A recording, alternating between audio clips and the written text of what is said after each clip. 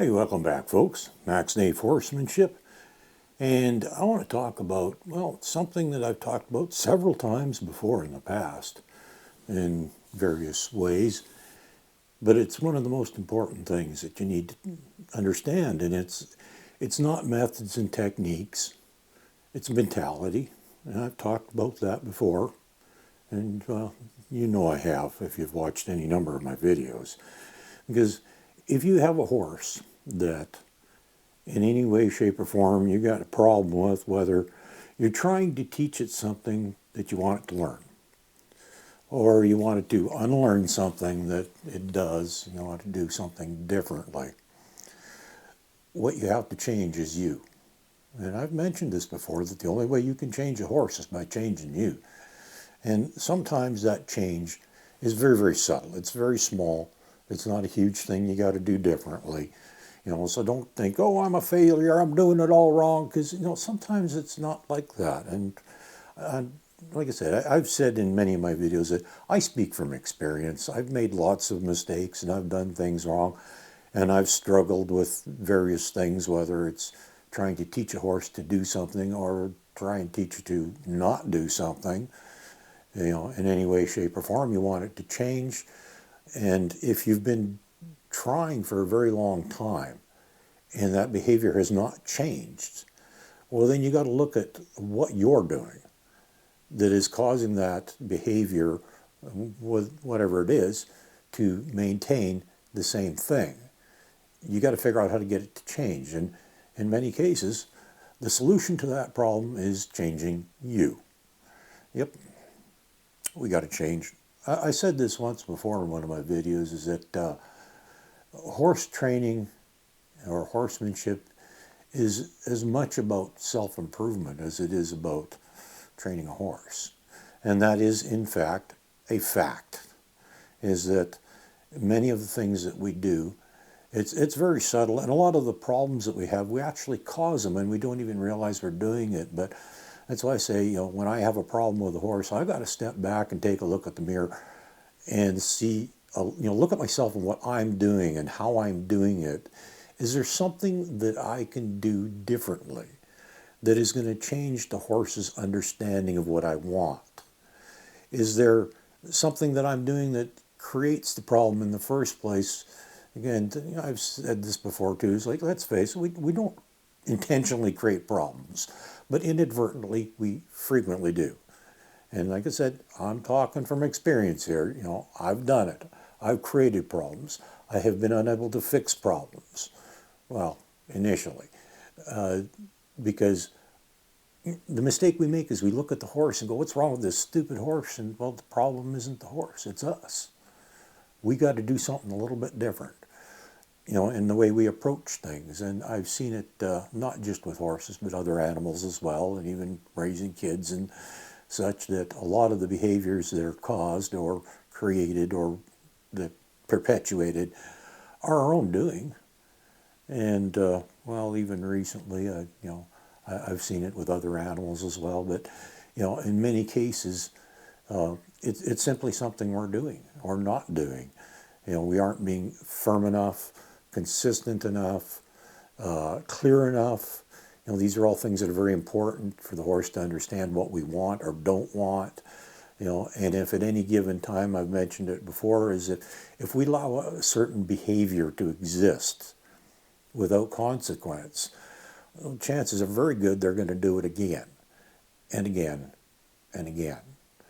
Or not do it if we let them get away with not doing something what we want them to do. And that's even in a recent video I said, you don't stop asking until you get what you want. But after extreme periods of asking, you're still not getting what you want. You got to look at how you're asking. Does the horse truly understand what you want? Or at any point in time, do you give up and quit and let the horse get away with it so that they realize that, okay, if I ignore you long enough, I don't have to do it? You have to look at it from the horse's point of view and how they perceive what you're doing or saying or acting, because often that's where your problem lies. It's how the horse is perceiving you. And, that can be, like I said, either when you're trying to teach it something or when you're trying to change a behavior or prevent a behavior or anything like that. And this is one of the most important things. And even if your methods and techniques aren't perfect, if you are consistent and clear with the horse and firm enough with the horse, you will eventually get what you want. You'll get the right thing. You'll either stop a bad behavior or you will encourage a good behavior. And these are things that just ongoing things that many people struggle with, including myself. I'm not above and beyond the same problems that you have. And don't think you're alone either, by the way. If you're having a problem with your horse, chances are there's an awful lot of other people out there that are having the exact same problem with the horse. Whether it's a horse that gets pushy or barges or jumpy and nervous or won't trailer well or any of these things, they're all actually very common problems, and I've seen a lot of them. And in many cases, it's just the horse owner, handler, rider, whatever, has to just ever so slightly change what they're doing in order to achieve the correct results. So I guess the long and short of it is very simple, and I've said it before and I'm a few times, and I'm going to say it again, and I'm probably going to repeat myself again in the future too, because it's one of those concepts that everybody wants to blame it on the environment, or they want to blame their problems on the tack, the horse, the horse doesn't like this trailer. I don't care what kind of trailer you got. If you build a good enough relationship with your horse and the horse trusts you, when you say get in the trailer, it's going to go in the trailer. The trailer is never ever the problem. And I did a video a few years back on that, and I explained how that works, and I demonstrated it with one of my own horses that hadn't been near a trailer in a year. And when I opened the door, she just walked right in because she trusted me by that point. And she knew that everything that I asked her to do was, when I opened the door and I just said, hey, in you go. She knew that's what I wanted and didn't hesitate to do it, because I'd always been very consistent with her. And when I asked her to do something, she knew she had to do it. That, and the fact that I'd always been very consistent in, making sure that, whatever I asked her to do wasn't going to hurt her, it wasn't going to be scary. Little things in what we're doing we got to pay attention to, so that the horse doesn't ever connect a negative with anything that we ask them to do, so that when we do ask them to do something, they're less hesitant to do it. And I've also said that the more you teach your horse, the easier it gets too, because if you pay attention to the environment and how you're doing things, then the horse sees that it doesn't really matter what mom or dad asked me to do. They've never asked me anything in the past that has ever been scary or hurt me. So why shouldn't I do it? And I've talked about that with a number of different scenarios. Particularly, I think recently I did a video where I was talking about working with horses in the wind, because horses do, by instinct, don't like windy days. That's very common. But if you work with your horse enough, I said before, it's, hey, it was windy yesterday, nothing bad happened, so if mom or dad asked me to do something today and it's windy out, guess what? Probably nothing bad's going to happen, so let's just go do it.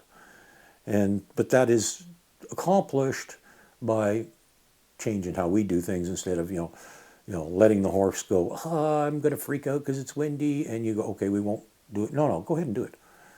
That's one of those changes you have to make.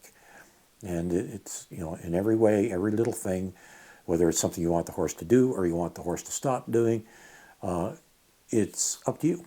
It's not up to the horse. It's not up to the tack, the environment, the equipment, any of that stuff. It's up to you. So, long story short, one more time, I'm going to tell you, if you want to change that horse, take a good look at yourself and how you're doing things, and figure out what you can do differently that's going to help the horse. Because, well, that's your job, is to help that horse live as good a life as possible, and it's your responsibility to make yourself as clear and understood as possible. And by changing what you're doing, sometimes just a tiny little bit. Don't think you have to make huge changes. Sometimes it's just a really subtle little thing that you got to do. And all of a sudden you're going to have a whole new horse on your hands. It's as simple as that.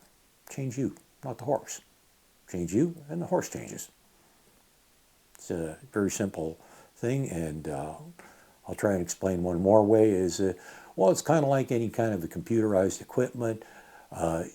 Its programming makes it do certain things based on input from certain sensors or whatever, or the data that you enter into your keyboard or whatever. That is going to determine what it does. And horses are not a lot different. And I've said before that horses don't act, they react. They react directly according to what you're doing, how you're doing it. And so it's very important that what you're doing and how you're doing it is very, very clear, very consistent, and understood by the horse. So if you got a problem with your horse, fix you. It's easier. Have a good day.